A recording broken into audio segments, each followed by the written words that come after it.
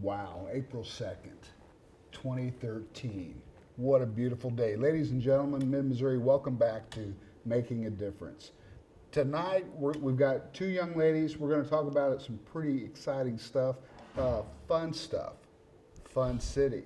Paulette Orr and Stephanie Bonaparte, welcome you two. Welcome to Making a Difference. Thank you. Thank you for taking the time and visiting with us and visiting with Central Missouri about your program. Paulette, tell me about Fun City. What is Fun City? Fun City Youth Academy is an organization for children ages 5 to 11. We provide a safe learning environment for them during the school year with our Saturday Academy from 12 to 4 every Saturday, and with our summer program from 8 to 4:30 during the summer. Wow, Stephanie, Fun City Youth Academy has been around for many years. What can you tell us about the history of the academy? Well, it started off as a grassroots organization, a group of adults that were really wanting something for the inner city youth, a safe place for them to grow and to learn and to be able to have a stable environment to learn and grow. 40 years, that says a lot about the stability of your organization. I mean, wow. How many other businesses or groups in this town can say they've been around for 40 years, right? That's true. I haven't even, no, I'm not going to say that. No, you haven't I've been around 40 for longer years. than 40 years. I hate to Not admit quite. it. Listen, you two are co-chairs. Yes. For what? For our second annual Community Champions Dinner, this dinner highlights individuals in the community who have done, just remarkable things in the Columbia community, and then the proceeds do go to help Fun City's summer program and Saturday Academy. When you say, you're talking about the Fun Cities Yes. youth programs. Yes.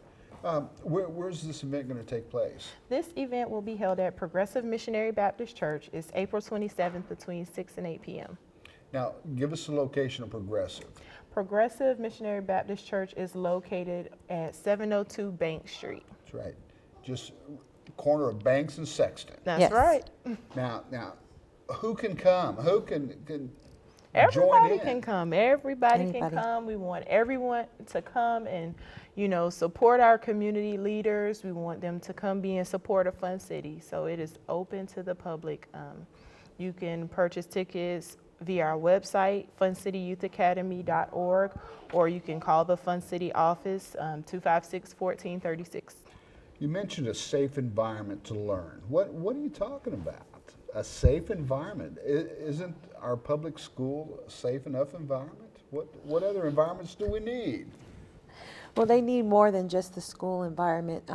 They need something after school hours. They need something on the Saturdays. They need something during the summer, something that will help them continue to keep going strong with their reading and their learning skills, and something that'll teach them things like life skills. It's more than just reading and writing at Fun City. We get to show them parts, take them on field trips and things that they might not really get to go do with their family. We also teach them stuff about their own history if they're African American history. We're also reaching out and doing history of all shapes and sizes. It doesn't matter. It's not just going to be with African American history, but we want the kids to know where they came from, where their friends came from, and how we all work in the world and how we can all get along. How do you know where you're going if you don't know where you've been? Exactly. Exactly. It's an Exactly. amazing thing. Education. Now, when we were talking before we went on the air, you said you're just a mom. You know what? I'll tell you what. You need to change that attitude right now. You're the backbone. You are the backbone. What kids? What are the demographics of the kids that you're reaching out to at Fun City? Tell us about the group of kids that you're reaching out for. Originally, we started with low-income families, kids who may come from single-parent homes, kids who don't have the luxury of maybe having a tutor or those type things. We now reach out to all Columbia Public School children, so our demographics are diverse now. But we still have our group of, of the families that just can't afford that extra help for their children, and just a place for them to go and, like you say, just be safe and be able to learn, and stability, having the same teachers there and seeing the same smiling faces and come and just being able to grow and learn. Right. Expectations high? Always. Do you expect a lot out of Always. the kids? Always. You have to. Yep. Yep. Now, what age group? What's the average age of the kids that are in Fun City? The age group is between 5 and 11, Okay. with the average age of the kids more so being like between 8 and 11. That's true. Now, you said at one time Fun City was able to reach out to a demographic of youth 5 to 18. Yeah. What happened to the older kids? What happened there? Why are we looking at 5 to 11 now versus 5 to 18? It comes down to resources, just not having the resources that we need to be able to reach those children. That's just what it comes down to. It's not cheap, is it? It's not cheap. No, it's not cheap to run a nonprofit organization and to want to take care of these children and give them the things that they need.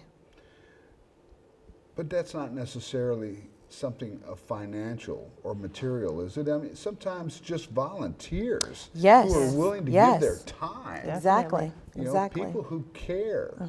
So how do you become a volunteer for Fun City? You can also contact the main office, call the main office, talk to our director. You can go on the website. There's information about volunteering for, both programs, the summer program and Saturday Academy. We always accept volunteers, always. Now, be honest. What you've learned as a mother hasn't helped you at all with Fun City, has it? Oh man, that's it's about the kids. So being a mom, It is about the It kids. is about the kids, and I have 4 beautiful children who are all different. So you learn how to deal with different personalities, different things that motivate them. Just even though they all come from the same family, so just learning how to deal with different We children. need more moms and dads involved. We do. We always We do. want to get parent involvement. We do have parent meetings every other Saturday after the Saturday program. We try to Fun Cities. One of the goals of Fun City is to be more holistic, to help the whole family. Yes. Because it doesn't start or end with the children. They are most of the time just, reaping the product of their environment. Stephanie, if someone wanted to get involved, I mean, where would they go to? You say a Saturday meeting. Where are these Saturday meetings? If I decide all of a sudden that I have a Saturday free, I'm going to come down to Fun City. Where do I go? Well, our Saturday programs are at the Blind Boone Center on Providence. Okay. They can come from 12 to 4, and they can help in any way with reading, doing an activity with the children, cleaning, serving the food. We need help with all of those different things. What do you suggest? How do we reach out to Columbia, Missouri, and all the great people that live in this community and say, we need your help? How do you say that? We say it. You we look say, in that look, camera and you we say, say, "What?" look, we need your help. We know that people in Columbia, you value your community, and when you value your community, you invest in your children. The children are going to be, everyone. I hope when it voted today, they're going to be our lawmakers of tomorrow. So we need to get them. We need to start when they're young. Teaching them and molding them how to be good citizens. How to take care of their communities when they get older, and when we're older, they're going to take care of us. So You hit it right on the head. That our children are our future. They are. We have to invest in our children. have to invest in our children. And people can do it by making donations. You're a Yes. 501c3. Yes. Correct. So you're Yes. a tax-deductible charity. Yes. Yes. And they can go to your website Yes. and find out more about making donations. Yep. Well, you can actually donate via the website Yep. through PayPal. So you go on the Great. website, you click PayPal, and Every little bit counts. every little bit counts. Now, are you reaching out to other groups in the community, bringing other faith-based organizations to the table and talking about what we can do as a community to better fulfill the needs of our youth? Is that in place now? Is that being done? Well, I do know there's a few churches that we are associated with that they do help us a little bit, and we have collaborated a little bit with them. It's definitely something that we would like to do more of in the future. And I do know as of right now, we're actually collaborating with Columbia Public Schools for our summer program. We use their teachers in the morning, and they come over and do the curriculum with the students, and then we use our own staff in the afternoon to do the fun activities, the learning of ourselves, and the life skills. Perfect. Wow. Now, what about other aspects of the community? Let's say government, teaching the children about government, public safety, law enforcement, fire, teaching them about all aspects of the community. Are these things that the kids are learning about? Those are things that the kids are learning about. We had one activity where they were to create their own city, and they had to create their own laws, and they had to run it. I bet and that so was interesting. it was very interesting because kids say, we don't need rules. And then they come to figure out as they're creating their own city, it's like, oh, we do need rules so that it's not total chaos. Unbelievable. So, Outstanding. yeah. Okay, we have a few seconds left. Stephanie, what would you like to add? What would you like to tell Central Missouri? I'd just like to say that we definitely need your help. If it's with a donation, with money, or if you just want to come and volunteer, we need your help. We are one of the few organizations that have been around for over 40 years, and we want to stay around for at least another 40 years or beyond. And we need your help for that. No need to say anything else. No She need. covered it. She said it. Ladies and gentlemen, Central Missouri, thank you so much. Ladies, thank you for taking the time to be with us. Thank Thanks you for for having having us. us.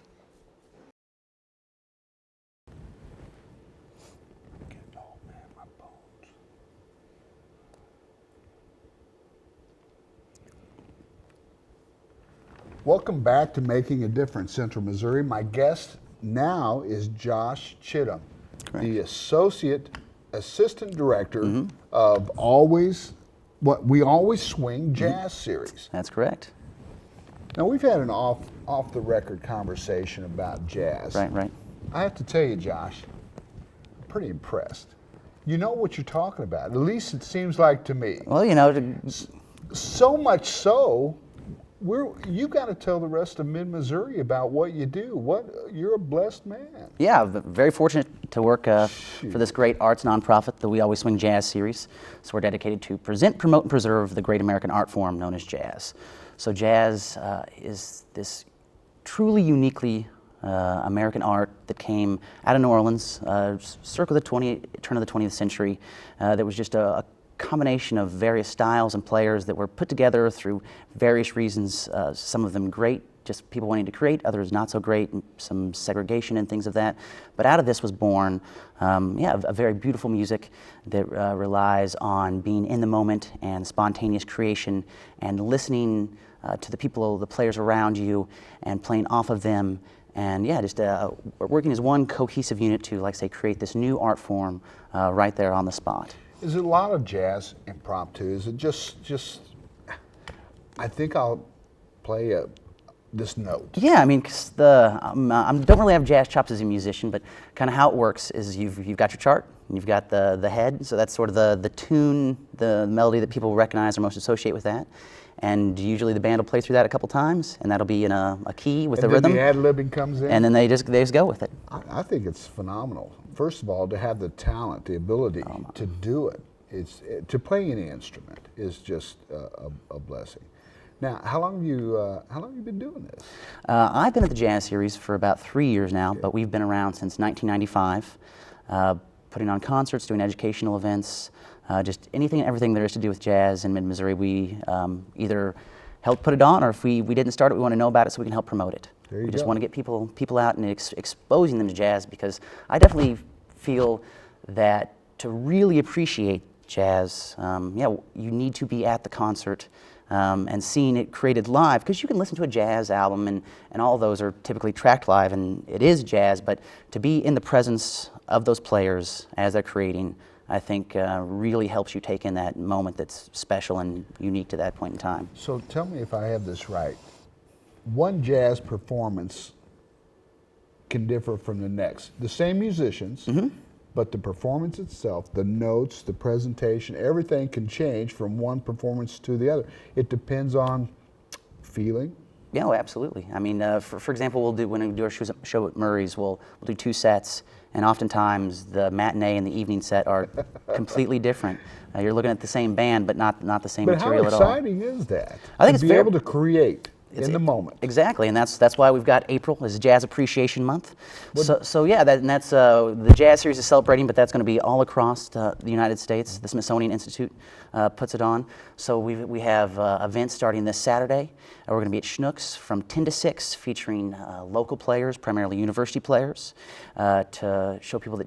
Because oftentimes jazz gets put into this box of maybe being days gone by and things of that nature, but no, it's absolutely being created, present day by young people, and it's vibrant and exciting music. So again, that's going to be at Schnucks all day, 10 to 6. They're going to have some Cajun food at the deli. So yeah, I'd like to say to celebrate jazz and then the New Orleans theme, and then you continue on.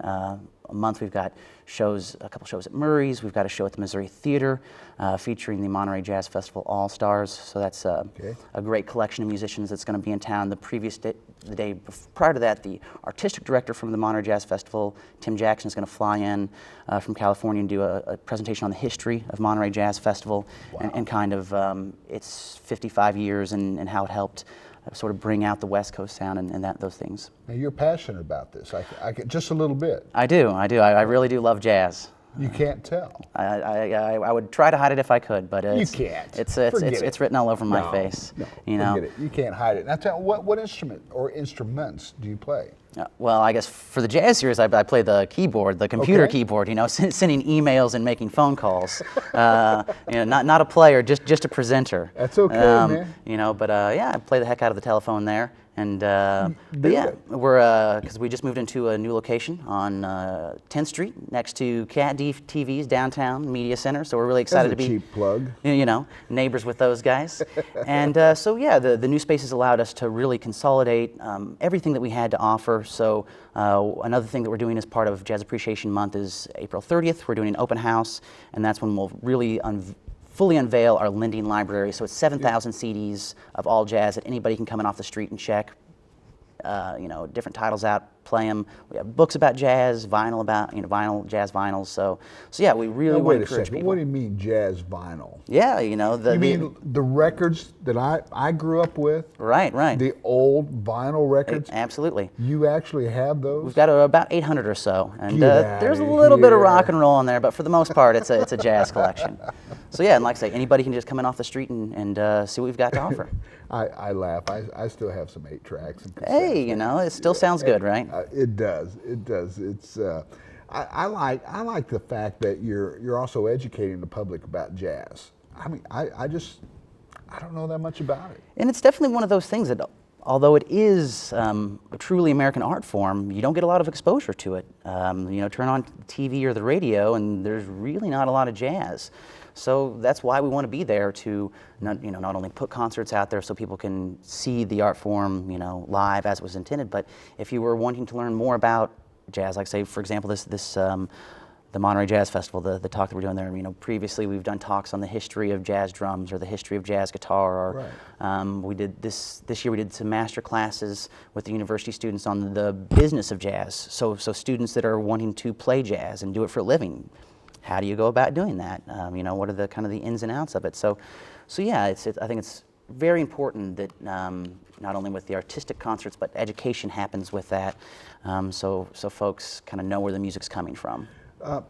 Jazz Series. Are you guys partnering with any community groups, youth groups, and teaching kids about jazz? Well, we do a few things. We always do our annual children's concert, so we'll bring an artist into Hickman High School and then bus students from all over. We'd actually had 2 sets this year. I think the number was right around 16, maybe 1,700 elementary school students. Outstanding. Got to see a live jazz band. So yeah, that's always fantastic. And then as far as partnering, we are an affiliate program of the College of Arts and Science. So we're an independent nonprofit, but we do partner with them. So that's where a lot of the School of Music tying in comes together. So to reference our artist in residency again, where they taught the master classes on music, it was Joe Locke, Jeffrey Keyser. So for that concert, the second set was the Joe Locke, Jeff Keyser group, but the first set was Jeffrey Keyser, the piano player, and Joe Locke, the vibraphonist, using the MU Concert Jazz Band as their backing band. So they worked with the band for a few days and taught them their songs, and this is kind of how we work this tune. So yeah, I can only imagine from a young player's perspective that would be a great experience to play with an established, a big-time player. One of our previous guests, Fun City Youth Academy. I'm just throwing this out here. What a great partnership. Bring some underprivileged children to the table and teach them about an art form that is just phenomenal. Yeah, we always are looking, Wow. different ways to partner, and yeah, we'd love to get some information. Maybe we could come in and give or a jazz any presentation. group yeah, in Missouri. absolutely. We would love to host groups, to give them a tour of the library. So you're or- open to anything. Yeah, no. If you've got an idea, Spread the word, baby. Yeah, please come on in. I mean, jazz is all made up, so that's what we're doing. We're just making it up as we go. Kind of like what we're doing right now. Yeah, just absolutely. making it up. Absolutely. Yeah, this is awesome. I think what you're doing is phenomenal. But you've got a lot of programs that are taking place, a lot of different series, I guess.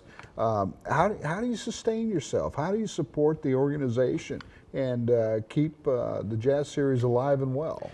Well, we kind of have a funny slogan at the office that jazz never sleeps. So it's through a lot of hard work, Yeah. and like I say, partnering with various organizations in the community, whether it's to maybe help obtain a little bit of funding, to keep the purse full, or even if it's just folks wanting to help volunteer. It's kind of an all hands on deck scenario. Okay.